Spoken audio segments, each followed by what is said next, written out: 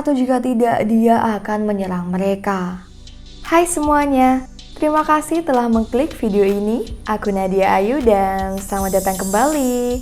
Bagaimana kabar kalian? Semoga baik-baik saja ya, dan senantiasa dalam lindungan Tuhan dimanapun kalian berada. Amin. Tak bisa disangkal, kehidupan kita saat ini sangat erat kaitannya dengan media sosial. Hal ini pun berimbas dengan ketertarikan banyak orang untuk berlomba-lomba bisa terkenal atau menjadi internet famous. Tujuannya untuk mendapatkan penghasilan dari media sosial yang menjanjikan ataupun sekedar untuk mendapat pengakuan di mata netizen. Masalahnya, tak jarang banyak orang sengaja melakukan cara kurang pantas yang merugikan diri sendiri ataupun orang lain hanya agar videonya bisa viral. Di video kali ini, aku akan mengajak kalian membahas sebuah kasus yang melibatkan seorang pria muda asal New Jersey, Amerika Serikat, yaitu Zachary Latham, yang dipercaya sengaja melakukan penyerangan atau mengganggu tetangganya, di mana perbuatannya itu dia rekam dan dia upload di TikTok, dengan harapan agar videonya viral dan dia bisa terkenal. Sayangnya, apa yang dia lakukan ini hanya akan berujung malapetaka. Lantas bagaimana kronologi lengkapnya? Langsung saja, mari kita simak bareng-bareng ceritanya.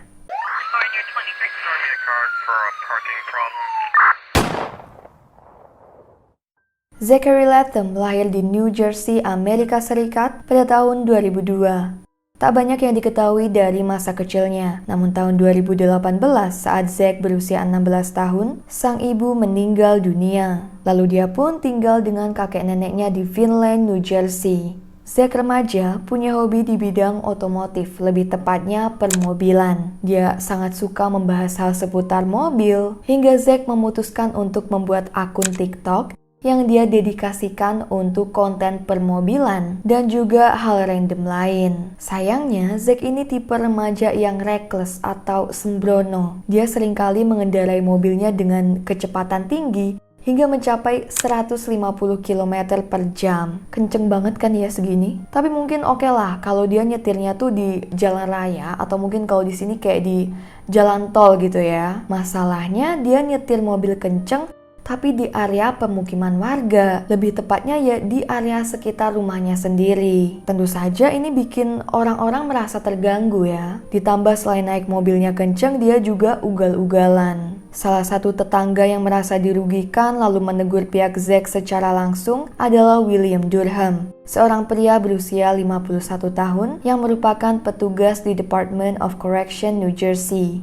William menegur Zach lewat kakeknya dan akhirnya Zach meminta maaf atas perbuatannya. Tapi sayangnya situasi tetap tidak berubah. Jadi kira-kira Zach minta maaf pun ya karena disuruh oleh kakeknya, bukan karena dia merasa menyesal. Dia masih menyetir mobil ugal-ugalan dan seolah masa bodoh dengan komplain para tetangga.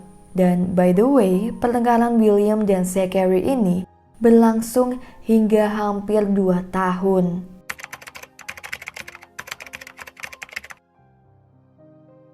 Pada tahun 2020, Zach yang saat itu telah berusia 18 tahun menikah dengan wanita bernama Sarah dan bergabung dengan Garda Nasional Angkatan Darat New Jersey. Dan yang aku bilang tadi, pertikaian antara William dan Zach masih terus berlangsung. Bahkan lama-kelamaan, tak hanya William saja yang menegur Zach terang-terangan, namun juga anggota keluarga Will yang lain. Tanggal 6 April 2020, Zach terlibat pertikaian dengan istri William, Catherine, yang melaporkan Zach ke polisi karena tak tahan lagi dengan tingkahnya. Seperti yang kalian bisa lihat di video TikTok milik Zach yang saat ini telah dihapus, terlihat Zach sedang merekam Catherine yang marah, dan di sini Zach berulang kali memanggilnya dengan julukan Karen. What are you gonna do, Karen? That's not my name, so get my name straight. Go ahead. You okay, Karen? Go ahead, get my tag. Get my tag, Karen. My name is not Karen. Untuk kalian yang belum tahu, Karen adalah istilah slang untuk merendahkan wanita kulit putih parubaya yang dianggap menjengkelkan, marah-marah gak jelas, rasis, ataupun suka mengawasi dan suka ikut campur urusan orang lain.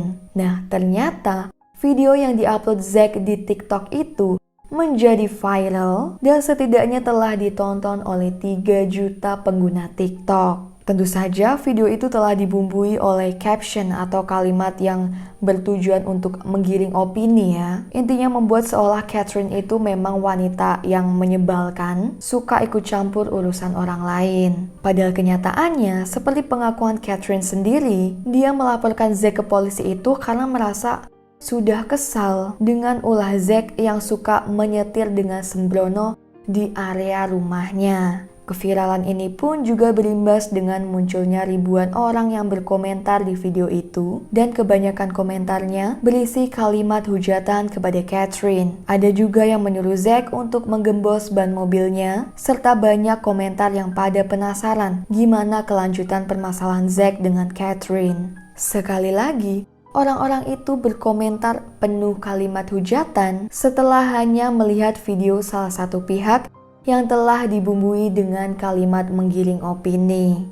Putra William yaitu William Jr. akhirnya menemukan akun TikTok Zack serta video viral tersebut. Dan tentu saja dia mempertanyakan apa maksudnya membuat video itu. Zack yang merasa nggak kapok justru malah merekam interaksinya dengan William Jr. Di videonya, terdengar kalimat William Jr. yang mengancam akan menariknya keluar dari mobil jika tetap bertingkah seperti itu. Sementara Zack membalas dengan memberi peringatan kepada William Jr. agar dia jangan macam-macam karena dia memiliki pisau di mobil. Zachary memposting video itu di TikTok dan ternyata videonya kembali viral dengan mendapatkan 150.000 viewers. Kenapa ya video-video yang modelan gini tuh malah gampang viral? Berminggu-minggu selanjutnya, Zachary masih terus membuat konten video tentang perseteruannya dengan keluarga William. Dan parahnya, Zack makin menjadi. Dia bahkan membuat video yang berisi ancaman bahwa Zack akan merilis informasi pribadi tentang keluarga William. Keluarga William pun mengambil tindakan dengan melaporkannya pada polisi, namun hasilnya nihil. Entah apakah polisi sudah menindaklanjuti laporan itu atau belum, tapi yang jelas perlakuan Will ke mereka tetap gak ada perubahan.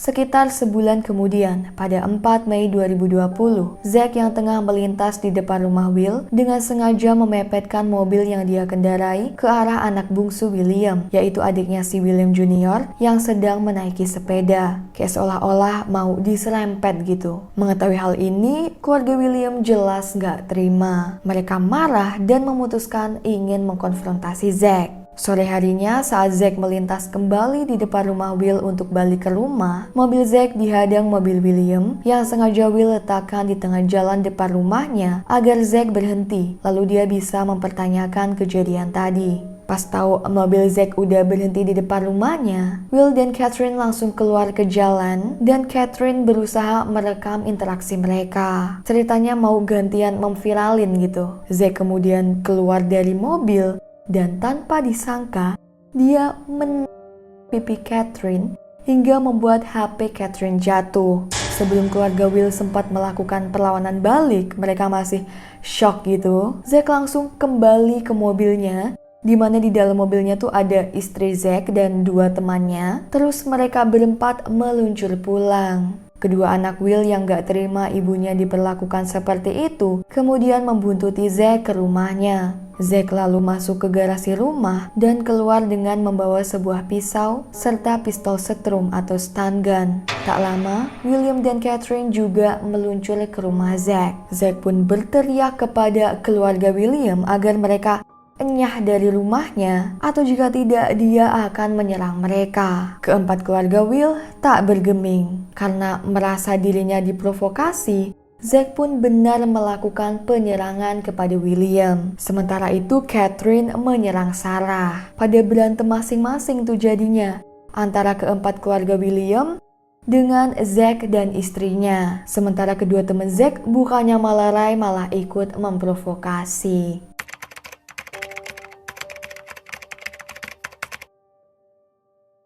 Pertikaian tersebut berakhir dengan William terluka parah oleh perbuatan Zack.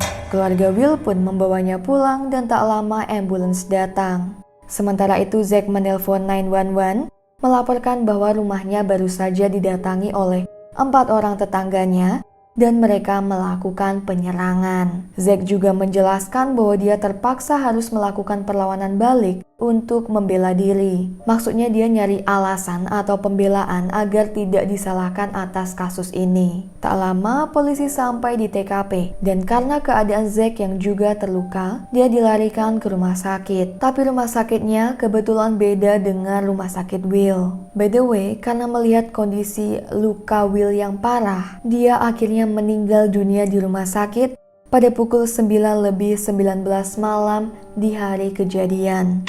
Polisi yang langsung melakukan investigasi ketika sampai di TKP pun menangkap Zack seusai dia mendapatkan perawatan. Zack didakwa atas kasus penghilangan nyawa tingkat pertama, 2 tuduhan penyerangan tingkat 2, dan beberapa pelanggaran tentang penyalahgunaan senjata. Sementara itu, Catherine dan kedua anaknya yang terlibat pertikaian juga tak luput dari dakwaan. Mereka didakwa atas pelanggaran karena telah memasuki wilayah rumah orang lain secara paksa atau trespassing, serta dakwaan telah melakukan penyerangan tingkat ringan dan berat. Dan ngomongin tentang Zack, ternyata polisi memutuskan untuk membebaskannya sementara dia menunggu sidang pengadilan dimulai. Jadi dia bebas berkeliaran di luar, gak dipenjara selama menunggu sidang. Persidangan Zack pun dimulai 10 hari kemudian, di mana kuasa hukum Zack menyatakan pembelaan bahwa apa yang dilakukan Zack pada Will adalah usahanya untuk melakukan pertahanan diri atau self-defense. Jadi dia menganggap keluarga William terluka ya karena ulah mereka sendiri, udah masuk wilayah rumah orang lain secara paksa. Hakim menyatakan bahwa beliau tidak menemukan bukti kuat untuk mendakwa Zack dan karena ini Zachary dibebaskan dari tuntutan. Keputusan yang kontroversial ini membuat keluarga William tak mau tinggal diam. Pengacara keluarga Will pun mengajukan banding. Di sebuah surat yang mereka ajukan mengatakan bahwa Sarah, istri Zachary, telah sengaja merekam seluruh adegan perkelahian dan mereka menduga tujuan Sarah adalah untuk memposting videonya di TikTok seperti yang selalu mereka lakukan sebelumnya. Pengacara William juga berargumen bahwa jika Zack dan istrinya benar merasa bahwa mereka berada dalam bahaya mau diserang oleh keluarga William, yang ada mereka akan langsung memanggil polisi dan berusaha berdiam diri di rumah. Bukannya malah keluar rumah, memprovokasi keluarga Will sambil mengacungkan senjata. Pihak pengacara Will juga mengajukan tuntutan untuk serangan dan ancaman yang selama ini telah dilontarkan Zack pada keluarga William. Pada 18 Juni 2020, pengajuan banding ini ditolak pengadilan. Namun pengadilan memutuskan untuk membatasi kebebasan Zachary. Dia tidak diperbolehkan untuk mempunyai pistol jenis apapun, meminum alkohol, dan tidak diperbolehkan untuk mendekati rumah keluarga William. Dia juga diwajibkan untuk membuat laporan secara rutin kepada pihak berwenang. Jadi Zack itu istilahnya bebas bersyarat gitu ya. Zachary dan istrinya pun pindah ke Naples, Florida, di mana Zack mendapatkan pekerjaan baru di sana. Namun ternyata selama persidangan ataupun selama bebas bersyaratnya itu, dia masih terus membuat konten di TikTok tentang kasus yang menimpanya. Dan meskipun hakim telah menyuruhnya untuk berhenti serta menghapus akun TikToknya, Zack tak kehabisan cara. Dan dia malah membuat akun TikTok baru. Bener-bener gak habis pikir ya. Konteksnya kan di sini gimana pun juga Zack telah menghilangkan nyawa orang lain. Entah karena sengaja ataupun karena akibat dari usaha pertahanan diri. Namun anehnya dia dengan santainya tetap membuat konten-konten serupa. Seolah kayak gak punya rasa bersalah kan ya.